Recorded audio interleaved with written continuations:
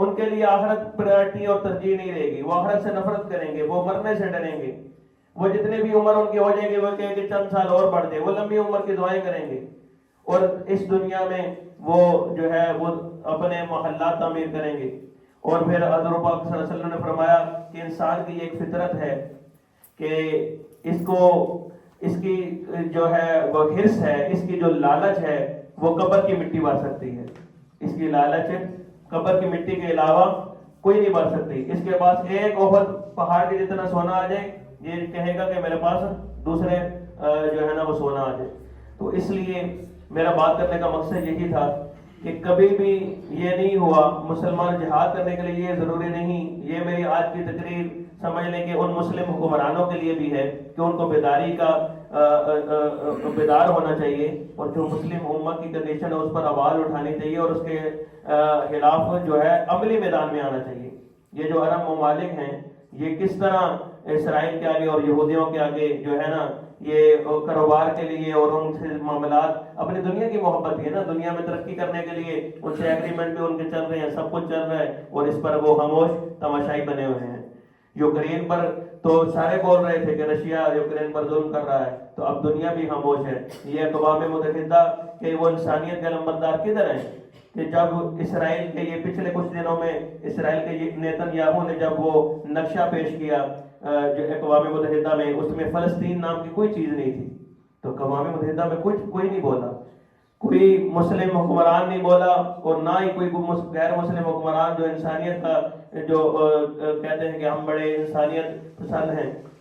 نہ اقوام متحدہ کا کوئی بولا کہ بھئی یہ بہت غلط ہو رہا ہے۔ تو اس لیے ہمیں یہ سوچنے کی ضرورت ہے، اس چیز کے خلاف ہمیں کھڑا ہونے کی ضرورت ہے۔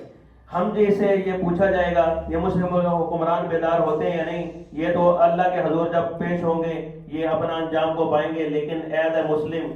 ہمیں یہ درد ہوتا ہے جب ہمارے مسلمان بھائی پر ظلم ہوتا ہے، کیونکہ حضرت محمد رسول اللہ صلی اللہ تعالیٰ علیہ وسلم نے فرمایا کہ مسلمان جسم واحد کی طرح ہے، ایک جسم کی طرح ہے، کہ جسم کے ایک حصے میں تکلیف ہو تو پورا جسم اضطراب اور بے چینی کا وہ جو ہے نا شکار رہتا ہے۔ تو اسی طرح ہم بھی بے چین ہیں کہ ہمارے مسلمان بھائیوں پر ظلم ہو رہا ہے، تو اس کے لیے ہم نے جو کچھ کر سکتے ہیں، ہم ہلکے ہوں یا بوجھل، ہم جو کچھ کر سکتے ہیں سب سے پہلے تو ان کے لیے دعائیں کریں، ان کے لیے گر گڑا کر ان کے لیے اللہ سے دعا مانگیں۔ دوسری چیز یہ ہے کہ ہم ان کے لیے فنڈنگ جو کمیونٹیز بنی، انسٹیٹیوشنز بنے ہیں، ان کو وہ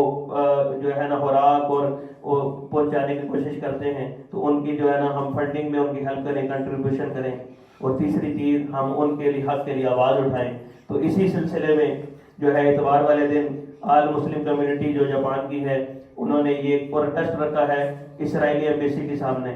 تو آپ سب سے بھی گزارش ہے کہ وہ اتوار والے دن 12 بجے سے لے کر دوپہر 12 سے 2 بجے تک 2 گھنٹے کا وہ احتجاج ہے۔ اتوار والے دن اکثر آپ میں سے فارغ بھی ہوتے ہیں، تو تمام لوگوں کو ادھر شرکت کرنی چاہیے، اور تاکہ ایک واضح پیغام جائے کہ مسلم امہ جہاں کہیں بھی ہو وہ اکٹھی ہے اور وہ فلسطینی لوگوں کے ساتھ ہمیشہ کھڑی ہے۔ تو یہ ہمیں ایک پیغام، ایک میسج بھیجنا ہے۔ غیر مسلم میں جب ہم احتجاج کرتے ہیں تو اس کا ایک جو ہے نا زیادہ ایک ہوتا ہے کہ مسلمان نکلے ہیں، کیونکہ ہم جب جائیں گے باقی ممالک کے لوگ بھی ہوں گے، آپ بھی ہوں گے، سب ہوں گے، تو یہ ایک واضح پیغام ہے کہ مسلمان جہاں کہیں بھی ہیں یہ واقعی ایک سچی بات ہے کہ جسد واحد کی طرح ہے۔ تو ہم نے یہ ثابت بھی کرنا ہے اور ہم نے اپنا فرض بھی ادا کرنا ہے۔ باقی آخر میں یہ بھی دعا کرتے ہیں کہ اللہ تعالیٰ امت مسلمہ کے حکمرانوں کو غیرت نصیب فرمائے، اور وہ جو ہے اسرائیل کے حوالے سے جو ہے نا جو عملی میدان میں کرنے کا کام ہے، جہاد ہے یا جو بھی ہے وہ ضرور کریں، کیونکہ اب تو کافی علماء نے یہ فتویٰ بھی جاری کر دیا ہے کہ، اور واضح بھی ہے فتویٰ تو انہوں نے بھی جاری کیا، پاکستانی کچھ علماء نے کل میٹنگ بنائی اور یہ فتویٰ جاری کیا کہ جہاد امت مسلمہ پر فرض ہو چکا ہے اب جو صورتحال ہے۔ لیکن اب دیکھیں امت مسلمہ کے حکمران، یہ پیچھے سعودی عرب کے جو بادشاہ تھے انہوں نے ایک اسٹیٹمنٹ تو دی، لیکن اسٹیٹمنٹ سے حکمران بھی اسٹیٹمنٹ دیں گے، ہم بھی اسٹیٹمنٹ دیں گے، آواز اٹھائیں گے، تو پھر فرق کیا رہ جائے گا؟ حکمرانوں کو تو عملی میدان میں کام کرنا چاہیے، ان کو سیدھا للکارنا چاہیے کہ خبردار اگر تم نے فلسطینیوں کو پر ظلم بند نہ کیا تو پھر ہمارے ساتھ جنگ کے لیے تیار ہو جاؤ۔ اس طرح واضح پیغام امت مسلمہ کے حکمرانوں کو دینا چاہیے۔ اللہ تعالی ہمیں عمل کی توفیق نصیب فرمائے۔ وآخر دعوانا الحمدللہ رب العالمین۔